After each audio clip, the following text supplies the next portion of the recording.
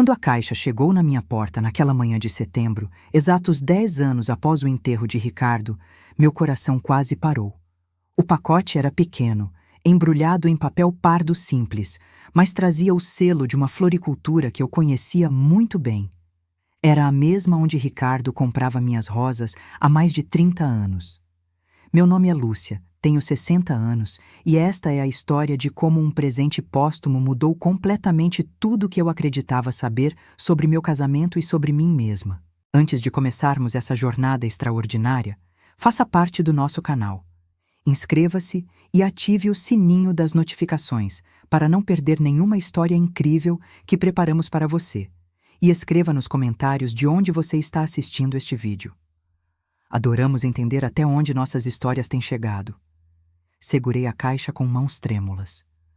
O carteiro havia pedido minha assinatura e agora eu estava sozinha na sala de estar da casa que parecia grande demais para uma pessoa só. 10 anos. Uma década inteira, desde que Ricardo fechou os olhos pela última vez naquele quarto de hospital, segurando minha mão e sussurrando palavras que eu nunca conseguia entender completamente porque ele já estava tão fraco. 10 anos desde que meu mundo desmoronou e eu tive que aprender a reconstruir cada pedaço da minha vida sem ele ao meu lado. Sentei-me no sofá onde passamos tantas noites assistindo filmes antigos, onde ele adormecia com a cabeça no meu colo enquanto eu acariciava seus cabelos grisalhos. O papel pardo estava perfeitamente dobrado, lacrado com uma fita adesiva amarelada pelo tempo. Havia um carimbo de data que confirmava minha suspeita mais absurda e impossível. Aquele pacote havia sido despachado exatamente naquele dia, 10 anos depois da morte do meu marido.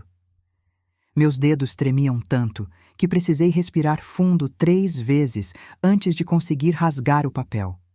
Dentro havia uma caixa de madeira envernizada, do tipo que se usa para guardar joias ou objetos preciosos. A madeira era escura, provavelmente mogno, e tinha um brilho suave que indicava cuidado e qualidade. Não havia fechadura, apenas um pequeno trinco dourado na frente. Abri devagar, e o que vi dentro fez as lágrimas começarem a correr pelo meu rosto, antes mesmo que eu pudesse processar completamente. Era uma rosa. Uma única rosa de veludo na cor vinho escuro, quase bordô, preservada de forma perfeita. Ao lado dela, um envelope de papel pergaminho com meu nome escrito na caligrafia inconfundível de Ricardo. Aquela letra inclinada, com os R's arredondados e os acentos sempre um pouco mais altos que deveriam ser. Peguei a rosa primeiro. O veludo era macio sob meus dedos, e a cor era profunda, rica, exatamente o tom que Ricardo sempre dizia combinar com minha personalidade. Não vermelho comum, não rosa claro. Vinho escuro, forte, intenso, único. Ele me dava uma rosa assim todo mês de setembro, no nosso aniversário de casamento. 35 rosas ao longo de 35 anos de união.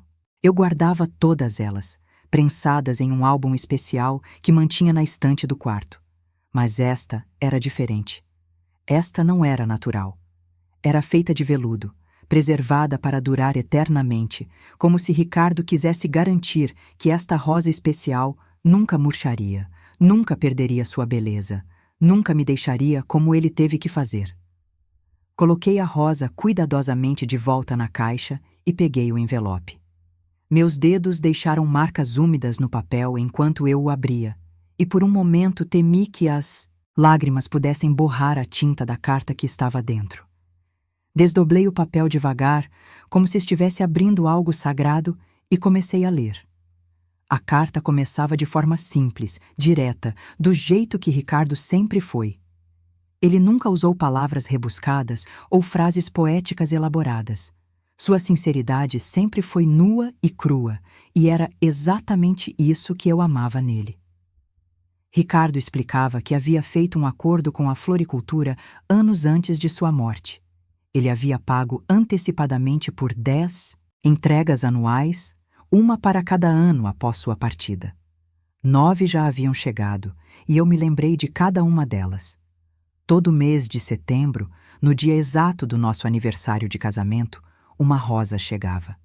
Sempre a mesma cor vinho escuro, sempre com um pequeno cartão que dizia apenas meu nome e a data. Eu pensava que era algum tipo de serviço automático que ele havia contratado, algo administrativo e frio, processado por computadores que não sabiam que o homem que fez o pedido já não estava mais aqui. Mas esta 10ª rosa era diferente. Esta vinha com explicações, com palavras, com uma carta que Ricardo havia escrito, sabendo que eu só a leria 10 anos depois de sua morte, quando eu já tivesse tido tempo de processar a dor, de aprender a viver sem ele, de talvez até mesmo começar a seguir em frente. Ele escreveu que sabia que 10 anos era tempo suficiente. Tempo suficiente para que a dor aguda se transformasse em uma saudade mais suave. Tempo suficiente para que eu voltasse a sorrir de verdade. Para que encontrasse novos propósitos, para que a vida recuperasse cores que ele sabia que ficariam opacas por um tempo. E ele estava certo. Os primeiros 2 anos foram um borrão de dor tão intensa que eu mal me lembro de como sobrevivi. O 3º ano foi quando finalmente consegui voltar a trabalhar de forma consistente. O 4º foi quando aceitei o convite das amigas para viajar pela primeira vez sem ele. Ricardo escreveu que me conhecia melhor do que eu mesma. Sabia que eu guardaria luto por tempo demais, que me dedicaria à memória dele de forma tão intensa que esqueceria de viver minha própria vida. Por isso, esta 10ª rosa vinha com um pedido. Não um pedido comum, mas algo que ele chamou de seu último presente para mim. Ele me pedia para fazer algo que eu jamais imaginaria. Queria que eu pegasse aquela rosa de veludo vinho escuro e a colocasse em algum lugar especial, mas não em casa. Não na estante com as outras rosas prensadas. Ele queria que eu a levasse para algum lugar novo, algum lugar que representasse um recomeço, algum lugar onde eu pudesse criar novas memórias sem ele. A carta continuava, e a caligrafia ficava um pouco mais trêmula nas últimas linhas, como se Ricardo tivesse escrito esta parte com emoção especial.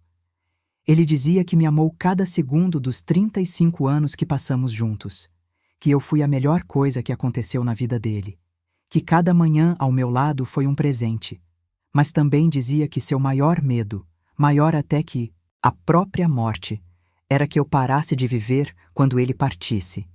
Ele conhecia minha tendência de me prender ao passado, conhecia minha dificuldade de deixar ir, conhecia como eu poderia facilmente transformar nossa casa em um mausoléu de memórias, e passar os anos que me restavam apenas relembrando o que foi, em vez de construir o que ainda poderia ser. Por isso, o pedido. A rosa de veludo deveria ir para um lugar novo. E junto com ela, eu deveria ir também. Não precisava ser longe. Não, precisava ser grandioso. Mas precisava ser diferente. Precisava ser um passo em direção a algo que fosse só meu. Algo que não tivesse a sombra dele, algo que eu construísse com minhas próprias mãos e meu próprio coração. Terminei de ler a carta e fiquei sentada em silêncio por tempo indeterminado. O sol havia se movido no céu e agora os raios entravam pela janela em um ângulo diferente, criando padrões de luz e sombra no chão de madeira que Ricardo havia instalado ele mesmo anos atrás. Tudo naquela casa tinha a marca dele. Tudo carregava memórias. Tudo me prendia a um passado que era lindo, mas que não voltaria. Olhei para a rosa de veludo. A cor vinho escuro parecia quase viva sob a luz do sol, e pela primeira vez em 10 anos, senti algo além de saudade. Senti curiosidade. Senti um pequeno lampejo de excitação. Senti vontade de honrar não apenas a memória de Ricardo, mas também o pedido dele. Nos dias seguintes, carreguei a rosa comigo para todo lugar. Coloquei-a na bolsa, sempre visível, sempre presente. Esperava que ela me indicasse onde deveria ficar, onde seria seu lugar especial. Levei-a ao parque onde Ricardo e eu costumávamos caminhar aos domingos. Levei-a ao café que frequentávamos toda sexta-feira de manhã. Levei-a à biblioteca onde nos conhecemos há mais de 40 anos, quando eu era uma jovem de 20 e ele um rapaz de 23. Mas nenhum desses lugares parecia certo. Todos eram nossos, dele e meus. Todos carregavam o peso das memórias compartilhadas. Nenhum representava um novo começo. Foi numa terça-feira comum, quando eu estava voltando do mercado, que a resposta chegou. Passei em frente a um pequeno ateliê de arte que havia aberto recentemente na esquina perto de casa. Era um daqueles estabelecimentos charmosos, com grandes janelas de vidro que permitiam ver o interior, onde havia cavaletes, telas coloridas e pessoas pintando com expressões de concentração total. Nunca havia entrado ali. A arte sempre foi mais paixão de Ricardo do que minha. Ele adorava visitar museus, galerias, exposições. Eu sempre o acompanhava, apreciava, mas nunca me sentia artista. Nunca peguei um pincel com a intenção de criar algo meu. Mas naquele dia, algo me fez parar. Através da janela, vi uma mulher da minha idade pintando uma rosa. Não era perfeita. As pétalas eram assimétricas, as cores se misturavam de forma um pouco caótica. Mas havia vida naquela pintura. Havia tentativa. Havia coragem de criar algo imperfeito e belo ao mesmo tempo. Entrei no ateliê sem pensar muito. O cheiro de tinta e terebintina me atingiu imediatamente, um aroma que sempre associei a Ricardo e suas visitas a galerias. Uma jovem me recebeu com um sorriso caloroso e me ofereceu informações sobre as aulas. Eles ofereciam cursos para iniciantes, para pessoas que nunca haviam pegado em um pincel, mas queriam experimentar. Matriculei-me ali mesmo. Não pensei, não planejei. Simplesmente disse sim. Minha primeira aula foi no sábado seguinte. Cheguei cedo, nervosa como uma criança no primeiro dia de escola. A instrutora, uma mulher chamada Clara, de aproximadamente 40 anos, me recebeu com paciência e gentileza. Havia outras 5 pessoas na turma, todas iniciantes como eu, todas com a mesma expressão de excitação misturada com medo de falhar. Clara nos deu liberdade para escolher o que pintaríamos em nossa primeira tela. Disse que o importante não era criar uma obra-prima, mas sim começar. Experimentar. Deixar a mão se mover sem medo. Peguei a rosa de veludo da minha bolsa e a coloquei na mesinha ao lado do cavalete. Seria meu modelo, minha inspiração, meu desafio. As primeiras pinceladas foram desastrosas. A tinta escorria de forma descontrolada. As proporções ficavam completamente erradas. A cor que eu misturava nunca chegava perto do vinho escuro profundo da rosa de veludo. Mas Clara me encorajava. Dizia que o processo era mais importante que o resultado, que cada erro era aprendizado, que a arte não era sobre perfeição, mas sobre expressão. Passei 3 horas naquela primeira aula, completamente absorvida. Esqueci do tempo. Esqueci das preocupações. Esqueci até mesmo da saudade que carregava constantemente no peito. Havia apenas eu, o pincel, a tela e aquela rosa de veludo vinho escuro que Ricardo havia me enviado do além. Quando terminei, o resultado era claramente amador. A rosa que pintei mal se parecia com uma rosa. As pétalas eram desproporcionais, o caule torto, as folhas assimétricas. Mas quando olhei para aquela pintura, senti orgulho. Era minha. Havia nascido das minhas mãos. Era imperfeita, mas era minha primeira criação. Clara elogiou meu esforço e me encorajou a continuar. Disse que via potencial, que com prática eu melhoraria. Mas mais importante que isso, disse que via paixão.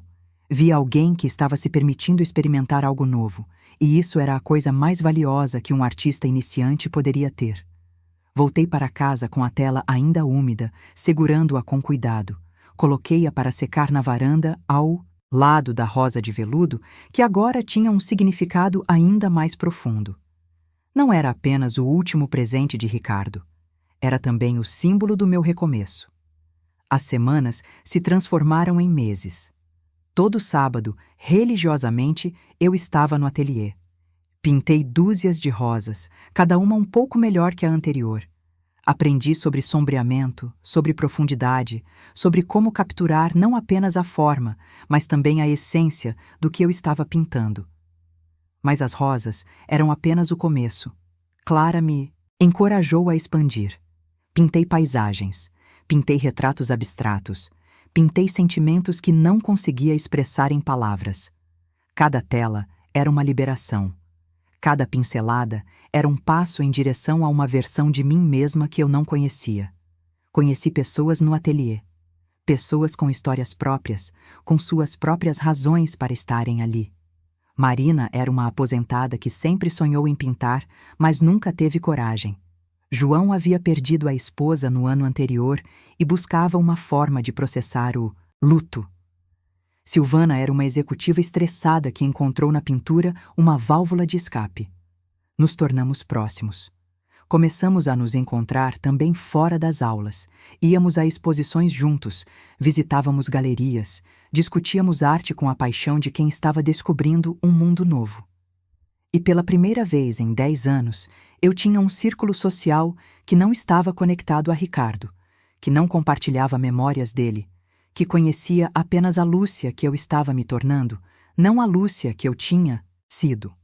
6 meses após começar as aulas, Clara me chamou para uma conversa particular.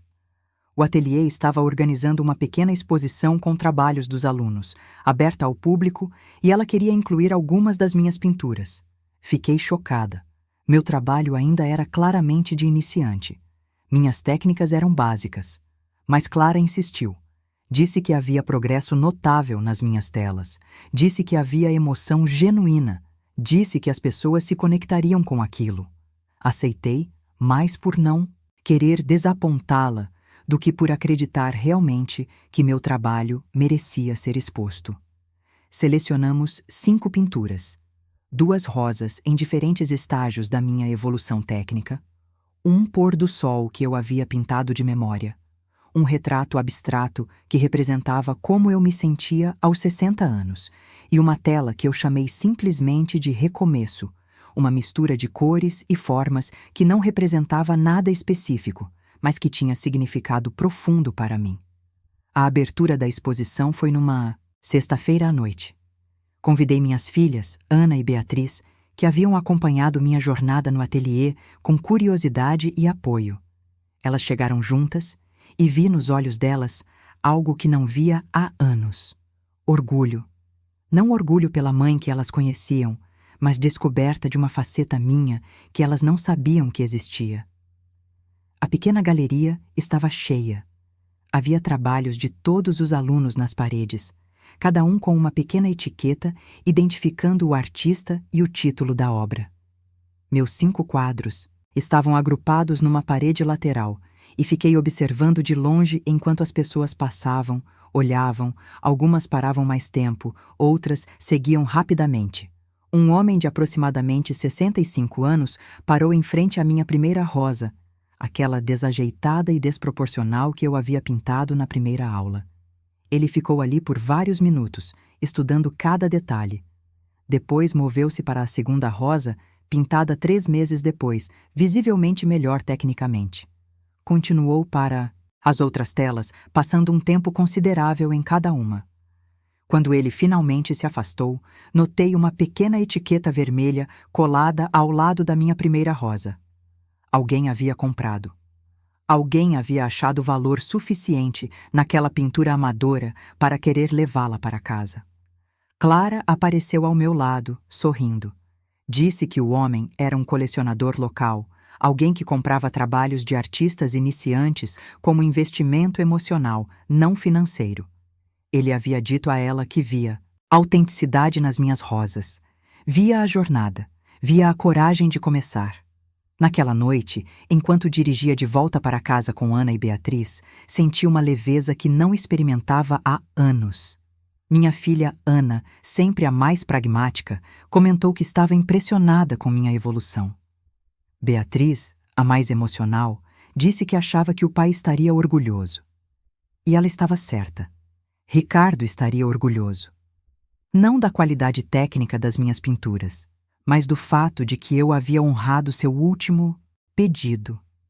Eu havia encontrado algo novo, algo meu, algo que me permitiu criar memórias que não eram sombras do passado, mas luzes próprias iluminando meu presente.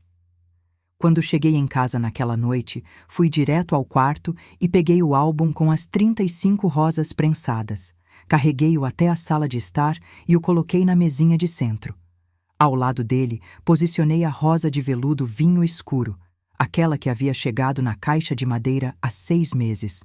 Fotografei os dois juntos, o passado e o presente, as memórias preservadas e o símbolo do recomeço. Nos meses seguintes, continuei pintando. Minha técnica melhorou gradualmente. Participei de mais exposições, vendi alguns quadros, mas mais importante que qualquer reconhecimento externo foi o que a pintura fez por mim internamente. Ela me ensinou que era possível honrar o passado sem ficar presa nele. Ensinou que amar Ricardo e amar minha nova vida não eram coisas mutuamente exclusivas.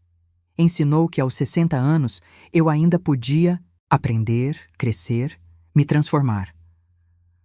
1 ano após receber a 10ª rosa, decidi fazer algo especial. Pintei uma tela grande, bem maior que todas as anteriores. Nela, representei não uma, mas 36 rosas, cada uma num tom ligeiramente diferente, formando um degradê que ia de rosa claro até o vinho escuro profundo. As primeiras eram mais delicadas, quase etéreas. As últimas eram fortes, intensas, cheias de vida. Era minha forma de representar nossa jornada. As 35 rosas que Ricardo me deu ao longo de nosso casamento, mais esta última, a que veio depois, a que me empurrou para uma nova vida. Todas juntas, todas importantes, todas parte da minha história. Quando terminei a pintura, não a vendi, não a doei, guardei-a. Ela ficou na sala de estar, no lugar onde antes havia uma fotografia grande de Ricardo e eu no dia do nosso casamento. A foto não foi para o lixo, nem para um armário escondido. Moveu-se para o corredor, junto com outras fotografias de família, parte da história, mas não mais o centro absoluto dela. No aniversário de 2 anos desde que comecei no ateliê, Clara me fez uma proposta inesperada. Ela estava expandindo o negócio e precisava de alguém para dar aulas para iniciantes. Queria saber se eu teria interesse. Fiquei sem palavras. Eu, que há 2 anos mal sabia segurar um pincel corretamente, sendo convidada para ensinar. Parecia absurdo, mas Clara explicou que não buscava técnica perfeita. Buscava alguém que entendesse o que era começar do zero. Alguém que soubesse encorajar sem julgar. Alguém que conhecesse o poder transformador de permitir-se criar. Aceitei. Comecei devagar, apenas uma turma por semana.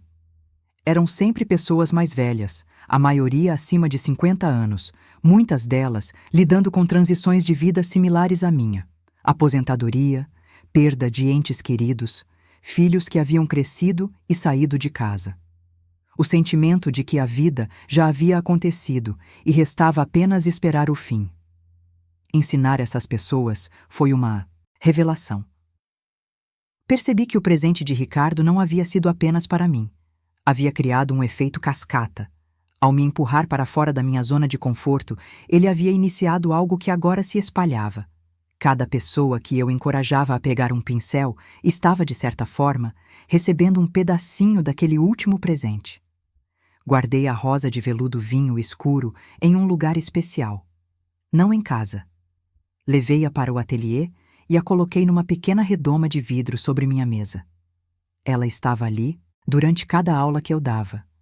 Os alunos perguntavam sobre ela e eu contava na história. Não toda a história, mas o suficiente. Contava sobre um último presente, sobre coragem de recomeçar, sobre honrar o passado enquanto se abraça o futuro. Muitos dos meus alunos traziam suas próprias histórias, suas próprias perdas, seus próprios medos, e juntos, pincelada por pincelada, tela por tela, construíamos algo novo. Não apagávamos as memórias dolorosas, mas adicionávamos novas cores ao quadro geral das nossas vidas. Hoje, quando olho para trás, para aquele dia de setembro há 3 anos, quando o pacote chegou, percebo que Ricardo me conhecia de forma assustadoramente profunda. Ele sabia que eu precisaria de tempo, sabia que eu precisaria processar, Sabia que empurrar cedo demais seria contraproducente, mas também sabia que chegar um ponto onde eu precisaria de um empurrão gentil, mas firme. A rosa de veludo foi esse empurrão, pequena, silenciosa, mas poderosa. Não posso dizer que não sinto mais falta de Ricardo. Sinto. Todos os dias. Às vezes de forma aguda, às vezes como uma dor surda no fundo do peito. Mas aprendi a carregar essa saudade de forma diferente. Ela não me paralisa mais. Ela coexiste com a alegria, com as novas experiências, com os novos relacionamentos que construí. Minha casa não é mais um museu, é um lar vivo. Há pinturas minhas nas paredes. Há manchas de tinta no chão da varanda onde eu pinto nos finais de semana. Há sempre alguém passando para tomar café e conversar sobre arte, sobre vida, sobre recomeços. Ana e Beatriz comentam frequentemente sobre a transformação que viram em mim. Dizem que recuperei um brilho nos olhos que pensavam ter se apagado para sempre. Dizem que parece que encontrei um propósito novo. E elas estão certas. Mas o mais extraordinário de tudo isso é perceber que este propósito estava sempre dentro de mim. Ricardo não o criou. Ele apenas sabia que estava lá, adormecido, esperando o momento certo para despertar. E ele, com sua sabedoria e amor, encontrou a forma perfeita de me mostrar isso. O último presente do meu marido não foi a rosa de veludo, foi a permissão. Permissão para continuar vivendo. Permissão para ser feliz novamente. Permissão para honrá-lo da melhor forma possível, vivendo plenamente, não apenas sobrevivendo. 10 anos após sua morte, ele ainda estava cuidando de mim. Ainda estava me amando. Ainda estava sendo meu companheiro, mesmo ausente fisicamente. E isso, essa certeza de que o amor verdadeiro transcende até mesmo a morte, é o que me dá forças todos os dias. Quando dou minhas aulas agora, quando vejo meus alunos segurando o pincel pela primeira vez com mãos trêmulas, quando vejo a frustração inicial dando lugar a pequenas vitórias, quando vejo o sorriso no rosto deles ao perceberem que criaram algo próprio, lembro-me sempre da rosa de veludo vinho escuro que está na redoma sobre minha mesa. Ela é meu lembrete constante, de que nunca é tarde para começar, de que a vida continua valendo, apenas ser vivida, de que podemos honrar nosso passado sem sermos prisioneiros dele, de que o amor verdadeiro quer nossa felicidade, mesmo quando a pessoa amada não está mais aqui para testemunhá-la.